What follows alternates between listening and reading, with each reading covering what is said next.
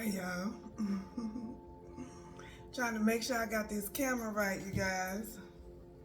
Give me 1 second.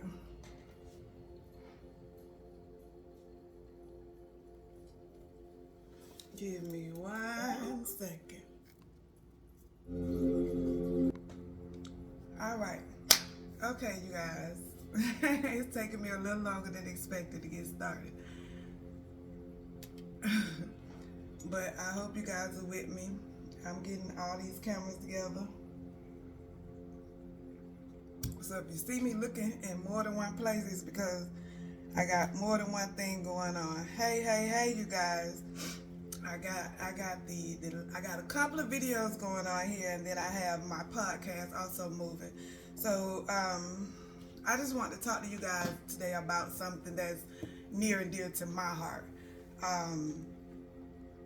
I can't act like it's not, because it is. And it's something that I've dealt with over the years, over and over and over again. So that tells me, first and foremost, it's something to highlight in my life. But also it tells me it's something to it. And the experience that I've gained over the years having to deal with it, has become knowledge that I feel like can help some other people, because it definitely has helped me. Because over time, now y'all, if you're looking at me and you want to listen, don't be all in my business, y'all. Just hear the message, okay? I love you guys. I'm just playing. But anywho, let's talk about healing these baby mama and baby daddy stigmas. If I said that right. But before we get into that, let's pray. Because I want to make sure that everything comes across to everybody in the right way. I want to make sure, I can't control that. God knows that. Spirit, I ask you to come into this place right now as you help me bring forth this message that you have laid upon my heart. Lord knows how long it's been upon my heart to speak about these things. Lord, I ask you to help me to bring forth only the truth, and the truth that I know, and that's my truth. I ask you to continue to stand with me, open the ears and the eyes and the hearts and minds of those that's listening in front of the sound of my voice. Lord, you know this word, you know this message better than anybody, because you know my heart. And I ask you to help me to speak from my heart on this subject today. Thank you. In Jesus' name, I pray. Amen. Y'all ready? Let's go. Okay. Let me breathe. Because it's a touchy subject. And it's one that I've stayed away from for a long time, hoping to not step on any toes. But at this point in my life, it's not about stepping on toes. It's about exposing some things so that the truth can be seen. And in order for people to see the truth, things have to be exposed, uncovered. One of those things, baby mama, baby daddy. For whatever reasons, they don't always get along. A lot of times, it's said that it's about the kids. It's about the kids, right? Well, if it's about the kids, let's think about the kids. As mothers feel like their kids need clothes, shoes, food, all of the above. And they're not wrong. Mothers feel like they need child support. You're not wrong. Mothers feel like they need help. Mothers feel like they need love for their children, especially when they're living apart from the father, is what I'm trying to say.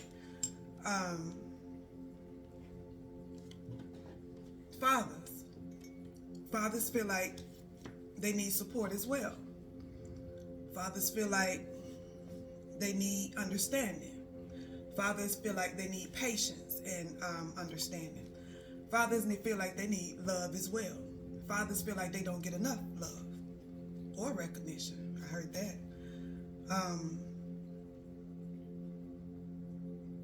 Let's talk about the kids.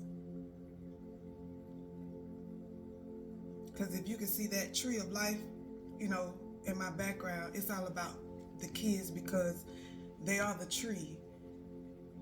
They are the roots that began these trees to keep the life of the family and the lineage going. And how we program these children consciously or unconsciously, is important. It's important, and it's not paid enough attention to, you guys. It's about the kids, right? Let me go into a little of my own story and my own experience. I said in one of my posts on Facebook that I've been dealing with the baby mama, baby daddy thing for at least 20 years. And that's the truth, because I have. And usually, one of the things that I have come face to face with was what some would consider a bitter baby mother. And that's not totally true, because there's another way to define this word bitter. There's another way to see this word bitter. Forget the word. There's another way to view this person that is actually hurting. Don't know it, won't recognize it, can't see it, or hasn't yet put their finger on it, and maybe not awakened to what's really causing them to react and respond the way they are to the other party. Anywho, my story. Usually, it's the mother. She doesn't want this man around her kids as long as he's attached to that woman. I watched the man die in my arms with no lie. No lies told here. And the day before, matter of fact, it was still the same day for us because we had not been asleep, although the sun had gone down and come back up. Because I watched this man with tears in his eyes and roll down his cheek, and he wasn't one to cry, but rolled down his cheek because he could not see his daughter, because this woman refused to let him have any contact with his child other than what she allowed, when she allowed it. And the day before he passed away, he hadn't seen his child in about 4 months, I think. And this was probably about 18 or 19 years ago.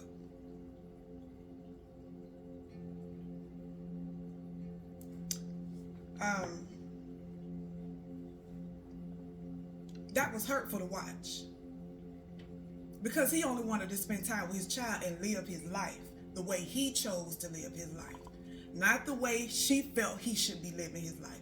And a lot of times, people don't understand when you try to control, or when you try to tell a person how they should be living their life, rather than give them options and let them choose on their own. That's trying to control or manipulate.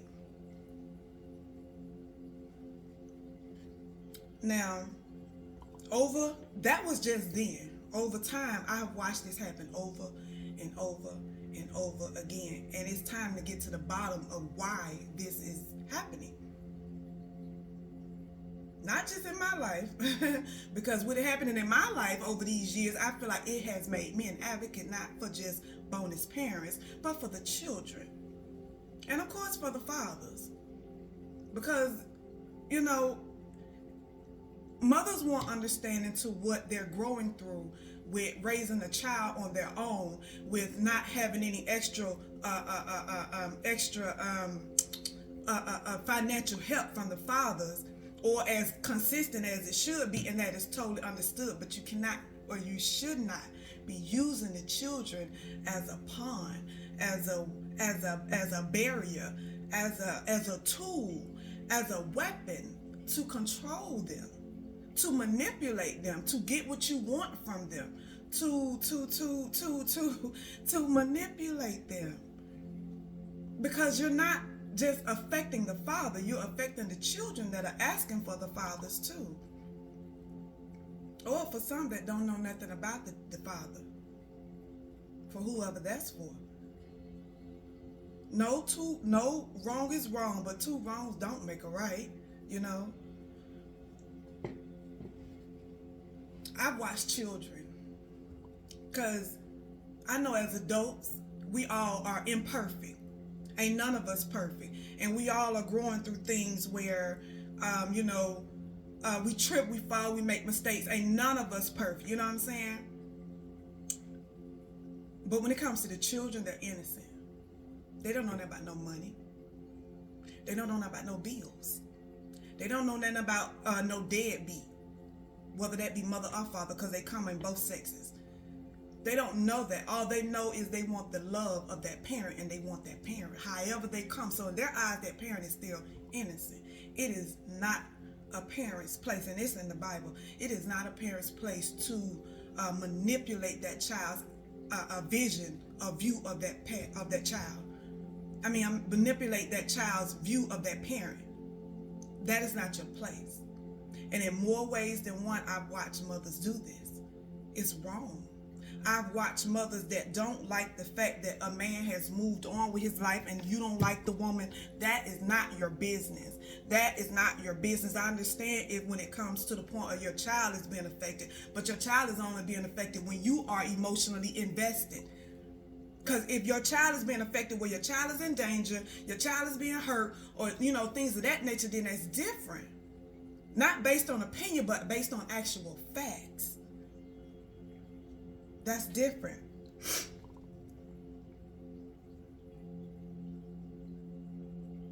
I'm a child that grew up without a father. I didn't meet my father till I was 30 years old. And even to this day, we still struggle to work on our relationships. And it's not about blame, but I'm just speaking on what happened.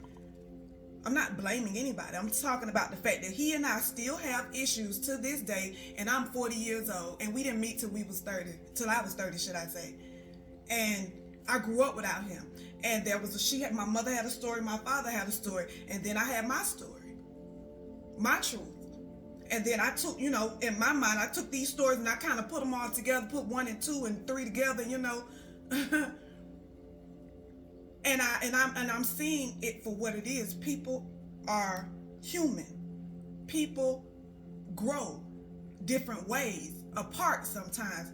People are set in mindsets. People have to need room to change and to make mistakes.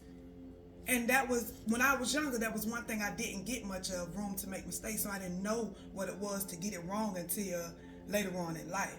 And I remember hearing at the age of 16, if you don't get out now, there are things that you need to make. There are mistakes that you need to make now and not later. And if you make them later, it's going to be more detrimental. I didn't know what the heck that meant. I hardly can right now repeat it to you, but I heard it. I know what I heard because it sent me into a frenzy. I was trying to find myself. I was trying to see who I was, where I was. I heard what my mom said about me. I heard her explain who I was, and I really couldn't see who I was. You know what I'm saying? I was looking at my mom's side of the family, and I was, you're at the age where mind you, children grow up, and this was me when I was in my teens. So imagine now how quick our kids are growing. They're coming to the certain senses a little earlier than what parents are expecting, because that's what happened with me. It was quicker than I expected.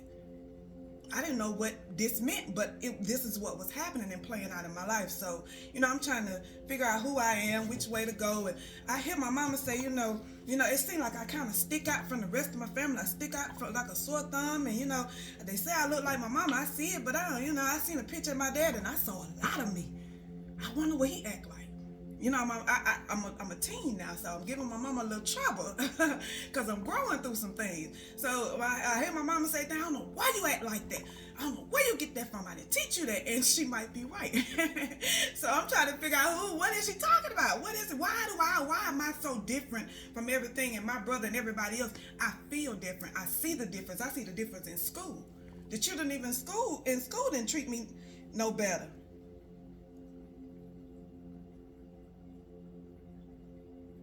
Ooh, y'all, my other one just stopped. We got to get that back. I probably touched it. But the children in school didn't treat me any better because I kind of sort of didn't know any better of myself. So again, I'm trying to figure out who I am without this father. And I wanted my father way before my mother had the words to explain to me about this daddy thing, So I'm looking for daddy. I'm looking for me, but I'm looking for daddy. I'm looking for daddy looking for me, if it makes sense to anybody.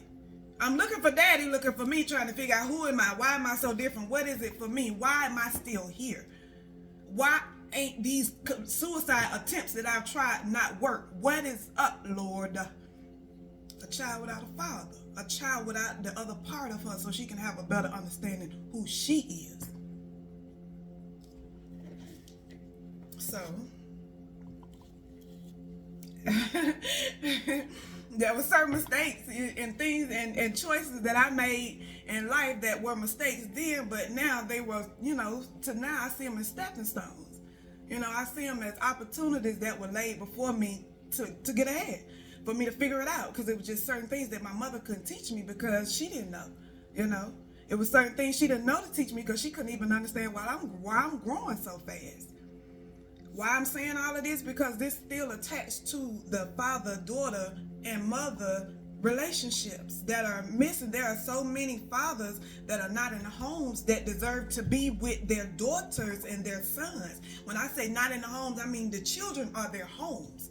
If a dad ain't got nowhere to live, how you think he gonna supply for a kid? How you think he gonna help and feed a child?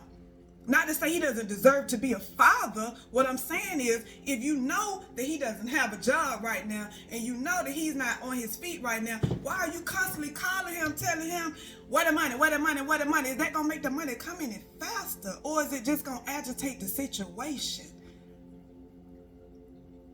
What are we actually trying to get accomplished? I understand. He understands. He knows that you need the money, and he up under pressure just like you want him to be under pressure. He's under it. He feeling it.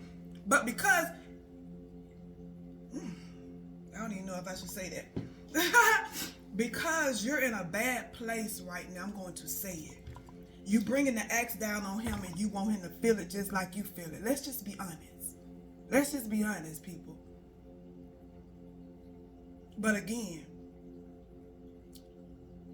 even if you get your money and things go back to normal, and then he can call the child and talk to the child anytime he wants. I'm going to talk to y'all about that in a minute because I heard it to the bonus parents. He can call the child and talk to the child however he wants, and things go back to normal, and then, we good again, right? Until what? The next missed payment, the next missed inconsistent call, the next miss, you said you was coming and you didn't. The next, what them shoes I asked you for, what that daycare that was supposed to come outside of what I asked you for. You know what I'm saying? Is that how we're gonna do it? Is that what we want to teach our children? Because is it really about the children at that point? Because I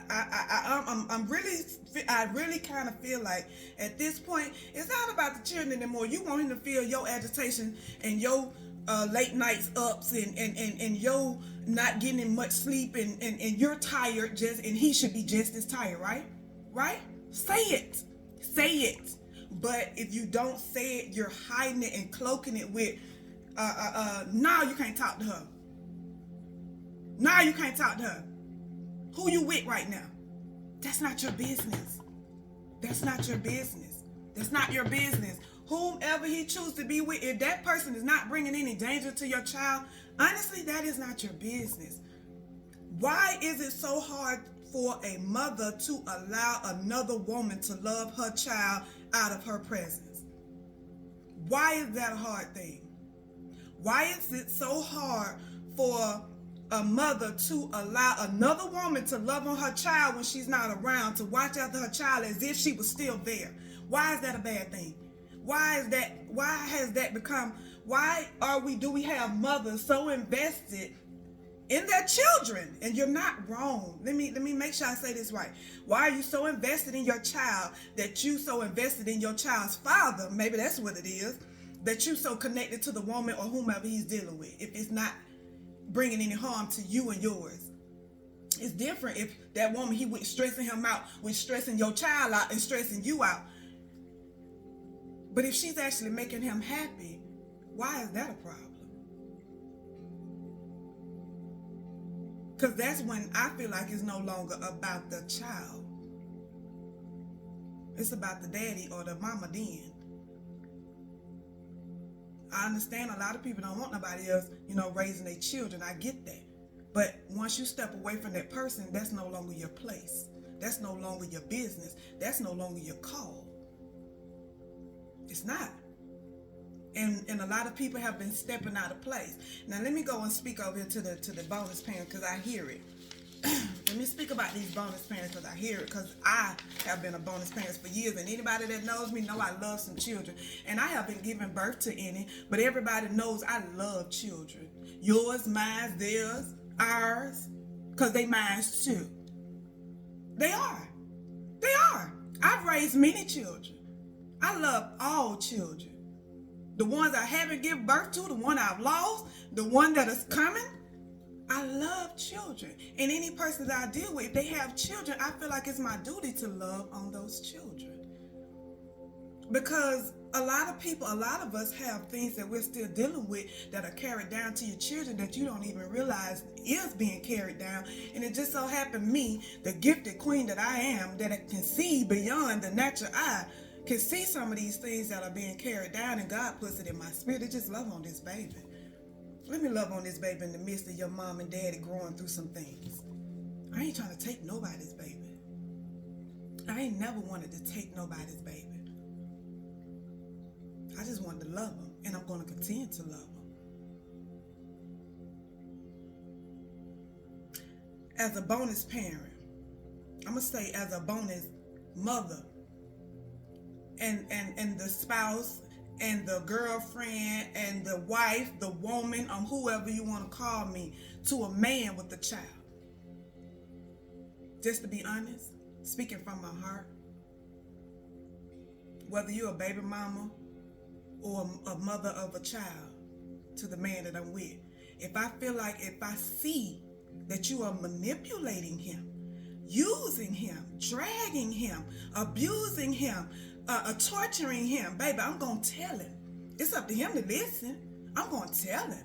Some people might feel like that's not my place, but I'm going to tell him. Why? Because anybody that comes into my life, it is my duty to be of service to this person, whether we work out or not. I don't just do people wrong. If a person comes to, I'm sorry. No, I'm not. The woman that I am, if a person comes into my life and step into my life, whether we friends or whatever, baby, I'm more than likely here to teach you something. You got something to teach me. So I'm open. I'm all ears and eyes. I'm listening and watching. So we're going to help each other grow. Because if we can't, then somebody got to go. So, I know my place. I know my place. I don't need nobody to tell me my place. I know my place. So if I see a man being abused, I'm going to tell him. I'm going to warn him. I'm going to hip him to game. I'm going to put him up on game. I'm going to let him know what's up and how to heal. Because from what I've seen, a lot of men have been tortured.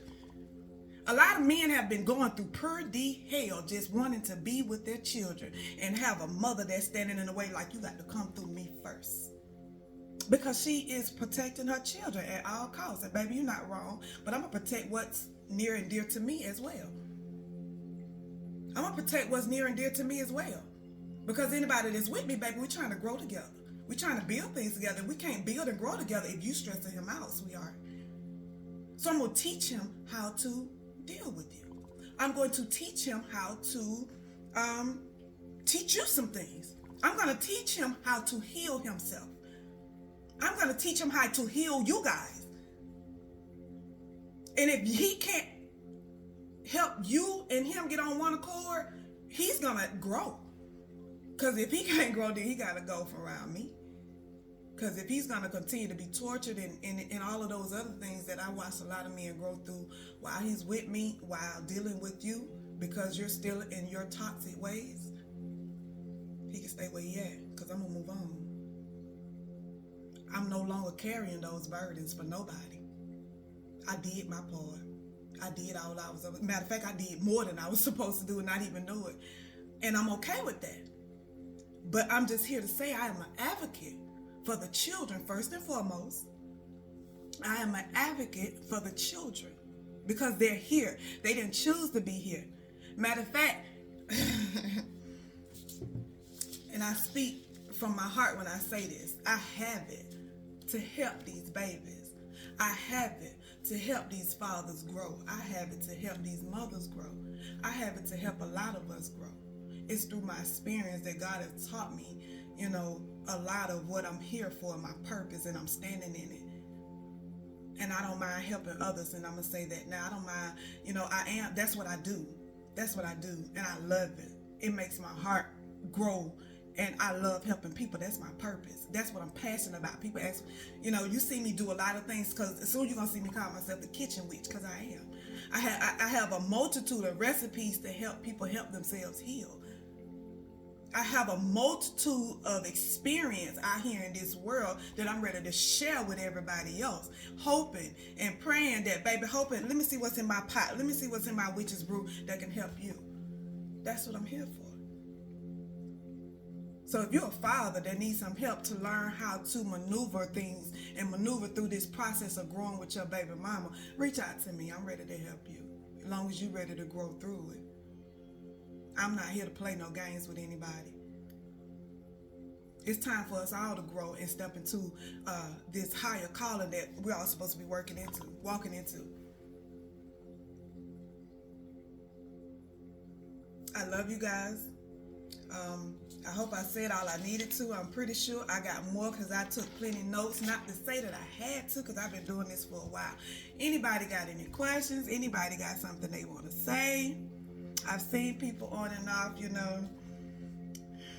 I'm here to help us all heal, you guys, because ain't none of us perfect. It's Saturday. I'm working from home. I got a lot of things to do, but I just had to stop what I was doing and speak on this for a minute, because this is something I've been speaking on for a while, behind closed doors, not really on my platform, but I'm here to do it more on my platform. My little toes might get stepped on, but it's okay. It's okay, baby. It's all good. It's all love. You hear me? Some people might get hurt. It's all love, baby. It's going to hurt to heal. It's going to hurt to heal. I promise you. Healing hurts. It ain't going to kill you. I promise you. But it's time to face your truths of why you are the way you are. Is it really about the kids? If it's about the kids, let the kids live. Let them be with these fathers. Let them have, especially what you didn't. If you grew up without a father and you know what it is to grow up with a father, why would you want your baby to not have their father as often as they can, as quick as people are leaving this world? As quick as people are leaving. Why would you want your child to experience what you experienced? Knowingly or unknowingly, because a lot of people don't realize your actions, your response, your reactions is what is causing certain things to carry out in your child's life, and you don't even know it because you're not paying attention. You're not conscious. All you're focusing on is your own emotions, your own feelings. What are those feelings and emotions about? What's up? What are they really about? What is it connected to? Is it the father? Do you want him? If you want him, tell him. If you feel like y'all still belong together, tell him. If you feel like y'all still got a chance, tell him.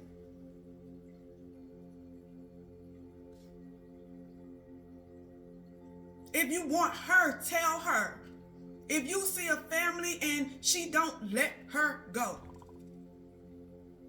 You cannot make anybody see you what you see. Because if y'all not seeing the same thing, then y'all obviously not on one accord. So at some point, it's time to just allow what was be, and step into what is. Step into what is. I love you guys. I think that's it. I'll be back a little later. In a minute, you guys. Y'all let me know what you think about this word. Let me know. Give me some responses. I got YouTube over here. I got Facebook over here. I got my podcast, Anchor, and Spotify, and Apple right here. So you guys let me know. Respond to me. I like to talk back. All right? In a minute, you guys. Peace.